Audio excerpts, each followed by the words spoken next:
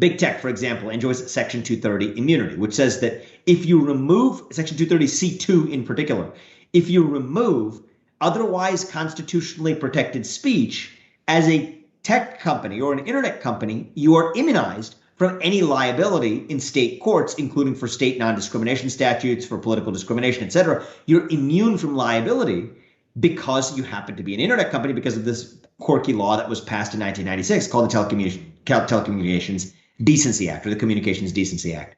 Well, guess what? I think that if corporate America or a segment of corporate America benefits from a special class of federal immunity, then when it's acting in coordination with the government, as I believe these social media companies are today, and there's increasing evidence of that, a lot of which I lay out in the book, then if it's just state action in disguise, the Constitution still applies. The government cannot use these companies to do through the back door what it cannot directly do through the front door under the Constitution. And one of the things I argue for is saying that in that case, if you're going to give these companies Section 230 immunity, it comes with strings attached, namely the same constraints as the federal government itself. They ought to be bound by the First Amendment to the Constitution of the United States, where normally the First Amendment only applies to public actors, not private actors. That's great when the private actors are actually behaving as private actors. But when the private actors are in bed with the government, doing the bidding of the government, censoring content that government does not want to see, taking orders and threats from them, and by the way, is immunized by the government by this special statute called Section 230, then in that case, you can't have it both ways.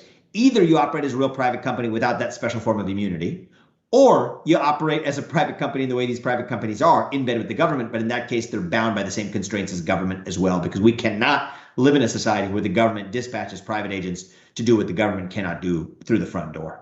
You know, since we're here, I want to cover this a little bit because this was also really interesting. And you basically argue that the whole sort of trying to use antitrust law to kind of rein in big tech, like that's actually kind of playing right into the big tech playbook.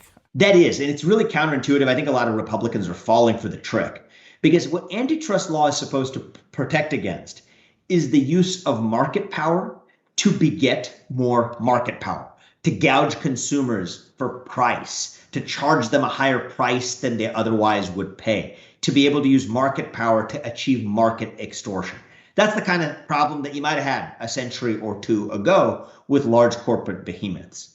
The problem is that, and maybe a good thing, today's Silicon Valley titans in the United States are doing the opposite. They're actually making more and more of their products available for free, for very low cost, diverse consumer choice of products. Those are all good things. And that's also part of the reason why they're able to run circles around regulators when they're pressed on the basis of antitrust, because at the end of the day, they're not actually using their market power to beget more market power. These guys already have more money than God. What they really care about is now using that market power and their money to be able to exercise power that they or any other corporation in human history would not have wielded, which is actually the power to determine what is and isn't acceptable in the bounds of discourse in our public society at large, in the public square and in our democracy. And so that's actually the real and most dangerous monopoly of all. It is not a monopoly of products.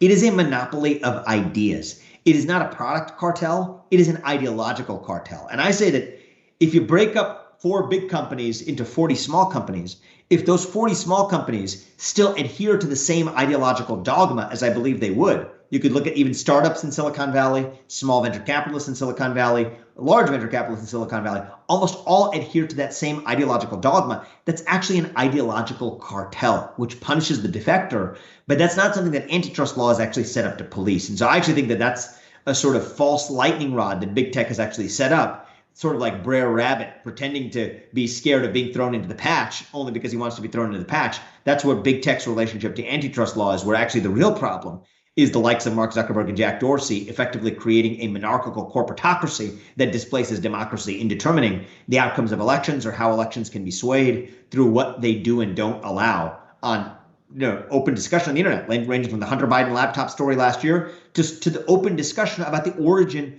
of the coronavirus pandemic, which as of nearly 6 months ago, you could have said on Facebook that this would have come from a lab in China and you would have been censored, you would have been deactivated, you would have been potentially kicked off the platform. Yet today, that's now the predominant theory for where this virus came from. And so I think that that is a betrayal of democracy. It is a betrayal of the scientific method. It is a betrayal of the pursuit of truth itself. And that makes these companies the most powerful companies in the history of humankind. They're the modern equivalents of the Dutch East India Company in Europe, which had its own militia, had its own currency, reminds me of Facebook's aspirations for a cryptocurrency, but it could not control what people thought or what people discussed. And yet that's exactly what Google and Facebook and Twitter are able to do today. And American corporate law was built on the idea that for all of these corporate privileges that we give you to spawn an industrial revolution and then the second and third version of it, we did it with an explicit demand that you stay in your lane in the marketplace. But now we have created the Dutch East India companies on steroids in modern Silicon Valley.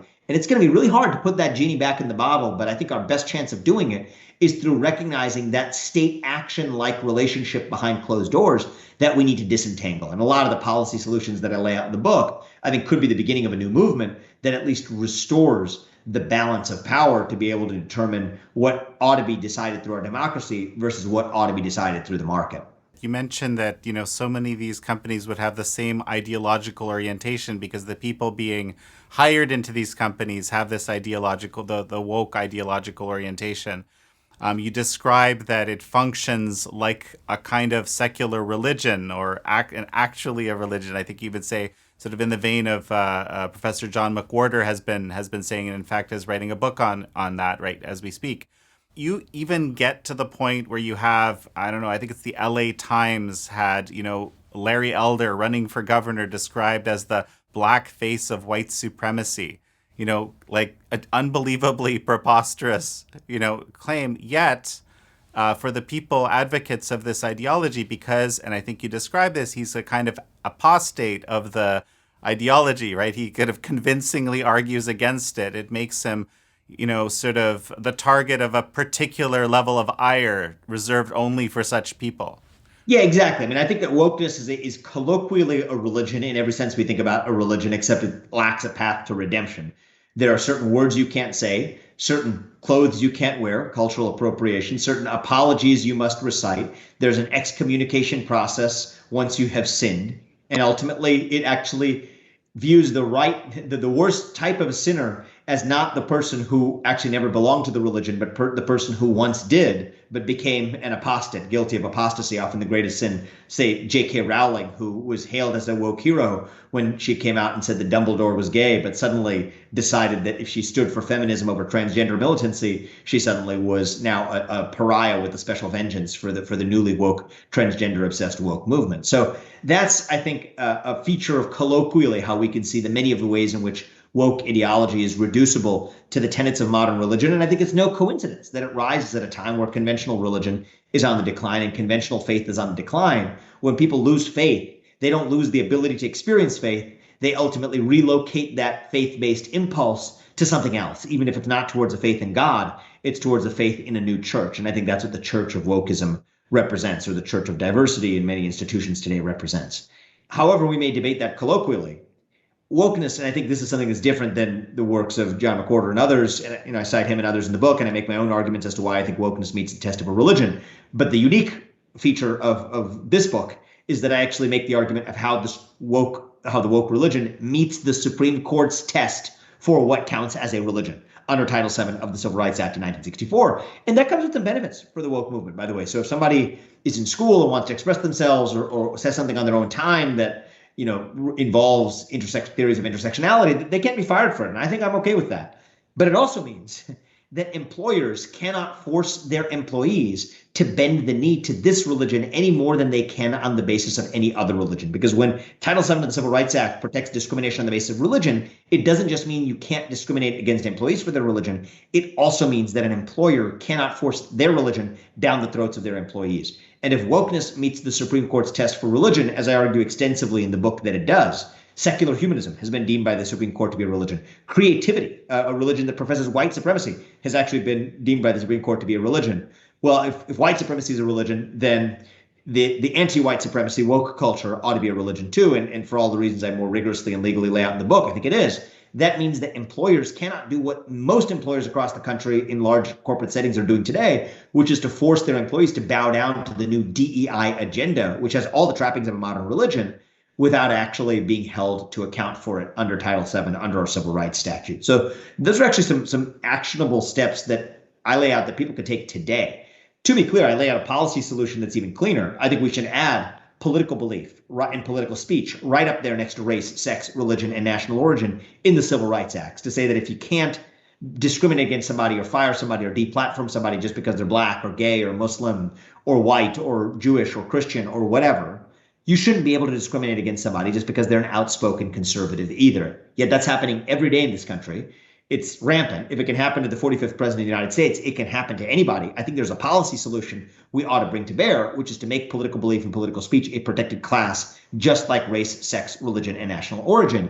But short of that happening, which I'm not holding my breath to see happen from either the Democrats or the Republicans, for that matter, who I think are in many cases too spineless to actually stand for a solution that ultimately makes life more difficult for their historical brethren in big business that used to fund the Republican Party. I think that a more realistic solution is that people can actually take their case to court. That if somebody was fired, as we saw last year, for wearing a Trump hat at a Virginia dockyard, or if somebody was fired from Google for expressing personal perspectives on why there was a fewer number of female engineers in the engineering department that was different than Google's explanation for why, they actually have a case in court and could be suing these companies based on the legal theories that I offer in the book.